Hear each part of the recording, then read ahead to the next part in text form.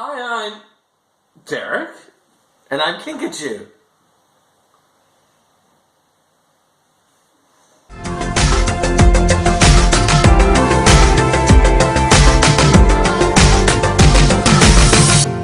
Hi there, everybody. Welcome to yet another week on the Den, and we are back to LGBT topics. So, What about the QAI2? And the LGBTQAI2.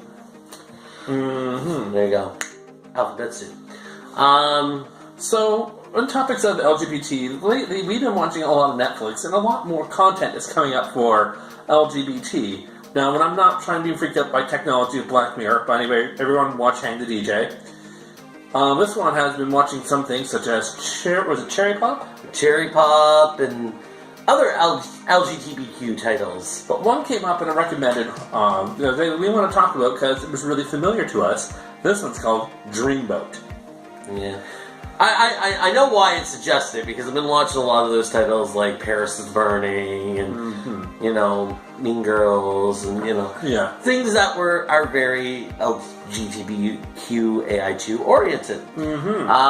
So this one, Dreamboat, we kind of just put it on and we're like, what should we watch? Oh, Dreamboat. Well, let's recommend it. Let's check it out. Let's watch it. So it's probably not one I would normally have watched, but it was a very interesting title. It followed a gay cruise, and it followed a number of people from different countries all over the world that were on said gay cruise. Yeah, it went out of Dubai, didn't it? Yes. Yes. And it followed two people from the Middle East, someone from India, a disabled couple from France, and a positive couple. And there was the guy from where was he from? Oh, he was from Uzbekistan, and he migrated to Bulgaria because Mim.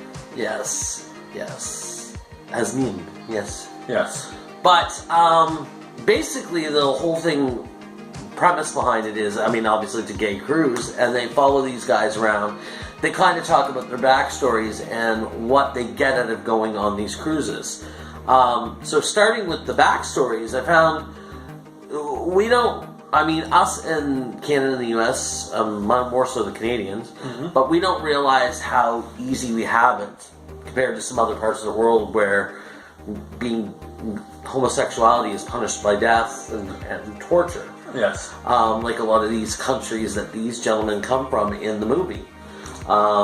So this cruise is literally one of their only getaways that they have from the torment that is being gay in their own country. And not only can they live amongst other people who are like-minded, they can go and live all their hedonistic desires with that. They can dress however they want. They can dance to all the music they want to dance to. They can be free. Right. And it's just like for this 1 week, they are the free people that they wish to be. Very similar to us when we go on our bear runs. Yeah. So, and that's I guess where we can relate is they talk about a lot of the same feelings that a lot of these get-togethers that we have with gay cruises and bear runs and whatever it may be. That feeling of, finally being able to be yourself without fear of persecution that we get in everyday life. Things that we have to hide about ourselves, maybe being a little bit extra. Nothing wrong with that. Yeah, but when you're walking down the street, being extra kind of opens you up as a target, right? Right. And that's kind of the point. Is part of the reason that people go to these events. There's the obvious. Let's be honest.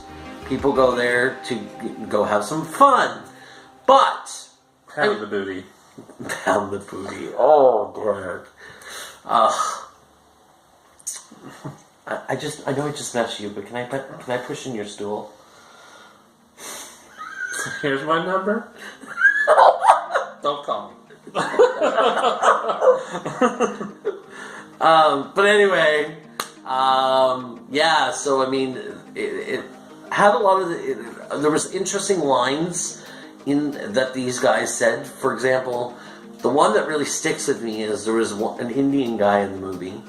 Guy from India, and there was one point when he was kind of walking around poolside, And his exact words were, "I've never felt so lonely as I feel it at some of these events."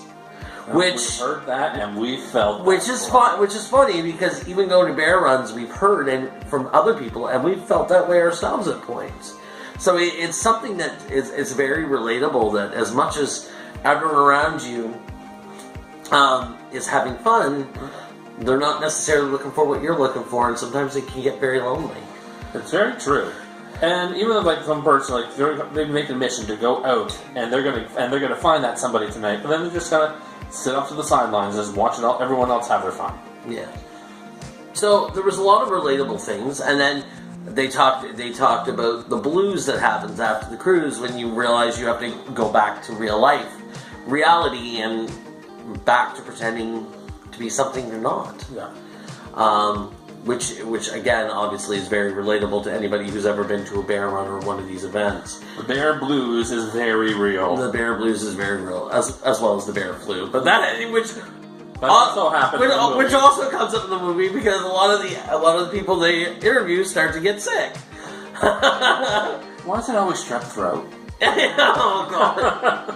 It's all the bacteria there. All the bacteria. Yeah. I swear it's the pool water. Everyone's got theories. I don't know.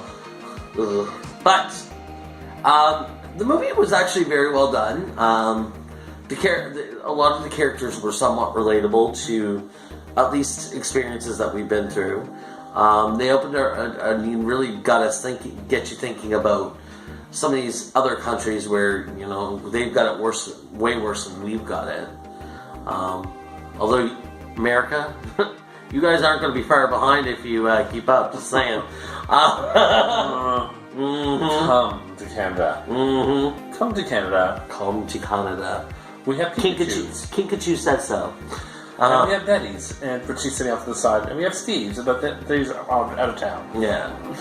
But anyway, I highly recommend the movie for anyone who doesn't understand about why these events are important. Watch our fantasy getaway, our escape from reality. This is gayness. Yeah.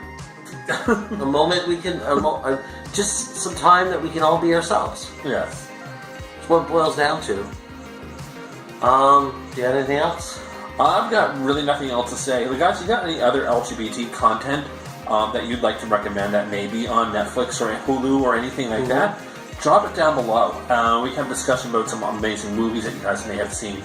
Ones I recommend are movies like Chow, Boys in the Band, and Cloudburst, which we've talked about and Phil has talked about on the channel before. Cloudburst is amazing. Oh, beautiful, beautiful movie.